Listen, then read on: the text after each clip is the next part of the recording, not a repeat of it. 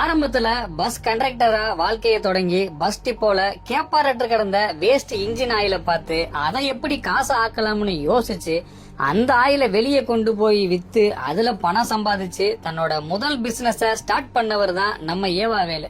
2023ல இவருக்கு சொந்தமான 40 இடங்கள்ல சும்மா 5 நாள் வருமான வரித்துறை நடத்தின சோதனையில 22 கோடி ரூபாய் பணம் மற்றும் ஆவணங்களை எடுத்தாங்க.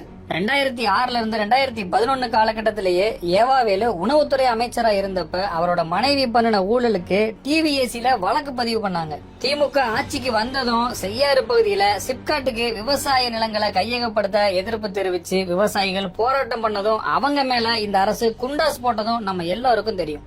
அங்க விவசாயிகளை ஒடுக்குனது, எப்படியாவது டீலிங்க பேசி முடிக்கணும்னு அயராம உழைச்சதும் நம்ம ஏவாவேலு தான்.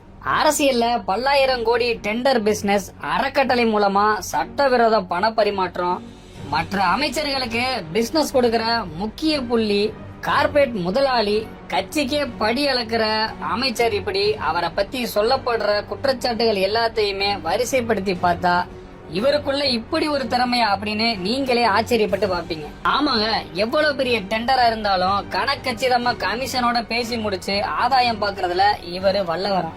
அரசு ஊழியர்கள் போராட்டம், ஜாக்டோஜியோ போட்டோஜியோ இப்படி எந்த சங்கம் வந்தாலும் இந்த சங்கத்தோட பேச்சுவார்த்தை நடத்த துறை சம்பந்தப்பட்ட அமைச்சர்கள் இருந்தாலும் நம்ம தொழிலதிபர் அமைச்சரை தான் முதலமைச்சரே வச்சு பேசுறாருன்னா பாத்துக்கோங்க எந்த அளவுக்கு அவரோட பிசினஸ் நெட்வொர்க் ஏற்படுத்தி வச்சிருக்காருன்னு. இந்த மாதிரி ஆட்கள் அமைச்சரா இருந்தா மட்டும் இல்ல, அரசியல்ல இருந்தாலே மக்களோட ரத்தத்தை உறிஞ்சி மக்களோட பணத்தை கோடி கோடியா கொள்ளையடிச்சு வெளிநாட்டுல சொத்து சேர்த்துக்கிட்டே தான் இருப்பாங்க. இன்னொரு முக்கியமான விஷயம், வர்ற சட்டமன்ற தேர்தல்ல திமுகவுக்கு செலவு பண்ண ஓட்டுக்கு பணம் கொடுக்க பல்லாயிரம் கோடியை பதுக்கி வச்சிருக்காராம் இந்த ஏவாவேலு சார். தேர்தல் நேரத்துல இவரை மட்டும் ஈடி தூக்குச்சு, அவர் கண்ட்ரோல்ல இருக்கிற அத்தனை தொகுதியிலையும் திமுக டெபாசிட் கூட வாங்காது. மொத்த பணமும் இவர்கிட்ட தான் இருக்கு அப்படின்னு திமுக கட்சிக்காரங்களே அலறிக்கிட்டு இருக்காங்களாம். இவங்க சொல்ற மாதிரி மட்டும் ஈடி பண்ணாங்கன்னா முதல்ல சந்தோஷப்படுறது எங்க திருவண்ணாமலை மாவட்டத்து மக்கள் தான். இந்த ஆளோட ஆட்டத்துக்கு ஒரு முற்றுப்புள்ளி வைக்கட்டும்.